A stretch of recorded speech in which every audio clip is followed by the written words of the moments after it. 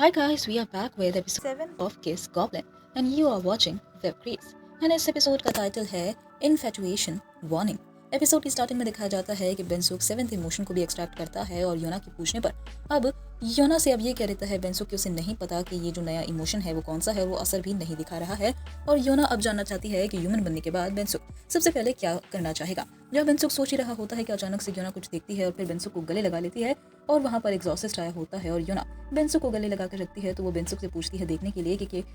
Exhaust वहाँ से गया या फिर नहीं गया, लेकिन बेंसुक अब योना से झूठ बोल देता है कि हाँ वो अभी भी यहीं खड़ा हुआ है, क्योंकि बेंसुक को योना को गले लगाना बहुत अच्छा लग रहा था और वो उसे और टाइट हक कर लेता है। और फिर हमें पता चलता है कि जो सेवेंथ इमोशन था वो इन्फेटुएशन था। इन्फेटुएशन का मतलब होता है एक तरीके से मंत्रमुग्ध होना, किसी को बहुत ज़्यादा पसंद करना, अट्रैक्शन फील होना। और बेंसुक अब योना को कहता है कि ह्यूमन बनने के बाद वो सबसे पहले फॉर्मली फ्रेंड बनना चाहता है योना का, जिसके बाद योना के दिल में बेंसुक के लिए फीलिंग्स आ चुकी है। नेक्स्ट सीन में योना कॉलेज में होती है और डीपली बेंसुक के बारे में ही सोच रही होती है, जहाँ स्योही योना से पूछती है कि क्या योना तुम पूरी रात जाग रही थी, तो उससे हर सवाल का जवाब सिर्फ में दे रही होती है। तो स्योही को लगता है कि शायद योना तो पागल ही हो चुकी है। और अब योना सोच रही होती है कि आजकल उसके साथ ही क्या हो रहा है कि एक गॉब्लिन की वजह से उसकी रातों की नींद उड़ गई है और योना को बेंसुक बहुत अट्रैक्टिव लगने लगा है। और बेंसुक भी योना की हर छोटी बड़ी बात का ख्याल रखता है कि उसकी क्लासेस का शेड्यूल क्या है, योना को हेल्दी और टेस्टी ब्रेकफास्ट मिलना चाहिए। और योना को बेंसुक बहुत हैंडसम भी लगने लगा है और इसलिए अब योना कुछ रूल्स बनाना चाहती है, क्योंकि गॉब्लिन होते हुए भी बेंसुक एक मेल है। और योना की जो रूल्स है वो ये है कि मिशन के टाइम पर योना और बेंसुक के बीच में कम से कम 1 मीटर की डिस्टेंस होगा,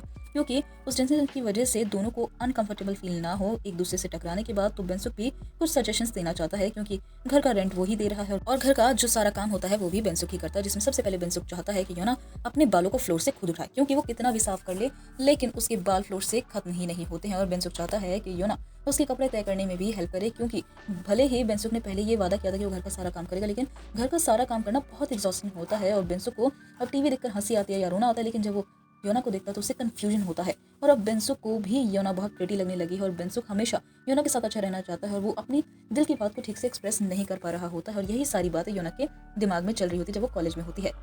और अब योना इसी बारे में एडवाइस लेना चाहती है स्योही से, इसलिए वो बातों को घुमा कर स्योही से कहती है कि उसकी एक फ्रेंड है जिसे एक लड़का बहुत ज़्यादा पसंद है, जो कि बहुत हैंडसम है और उसे समझ नहीं आ रहा है कि वो जो लड़की है उस लड़के को उसके फेस की वजह से, उसके लुक्स की वजह से पसंद करती है और उसके केयरिंग नेचर से। जब स्योही समझ जाती है कि योना ये अपने लिए ही पूछ रही है, तो स्योही सजेस्ट करती है अब योना को कि उस लड़के को मैसेज करे और अगर तुम्हें उसके मैसेज की रिप्लाई आने के लिए बहुत ज़्यादा एक्साइटमेंट महसूस हो और उसको तुम जल्द से जल्द रिप्लाई करने की कोशिश कर रही हो तो तुम उसे बहुत ज़्यादा पसंद करती हो। और अगर वो लड़का भी वही सेम एक्साइटमेंट तुम्हें दिखाता है और उसकी जो रिप्लाई करने की स्पीड होती है तो उससे भी पता लगा सकती हो कि वो तुम्हें कितना पसंद करता है और पसंद करता है या नहीं। जहाँ स्योही के ऐसा कहते ही योना अब बेंसुक को एक मैसेज कर देती है, जिसका तुरंत ही बेंसुक जो होता है रिप्लाई भी कर देता है। और योना को लगता है कि बेंसुक के रिप्लाई आने का उसे तो कोई भी एक्साइटमेंट नहीं हुआ, तो वो बेंसुक को पसंद नहीं करती है। जब कॉलेज से बाहर निकलने के बाद अब योना को बेंसुक दिखाई देता है और वो बहुत ही हंसते हुए बेंसुक की तरफ पॉइंट आउट करते हुए कहती है कि वो देखो वो जा रहा वो लड़का जिसके लिए मुझे कोई फीलिंग्स नहीं है। लेकिन जब योना बेंसुक को किसी एक छोटे बच्चे की मदद करते हुए देखती है तो उसके दिल की धड़कनें फिर बढ़ जाती है और फिर योना बेंसुक को देखते हुए कहती है कि मैं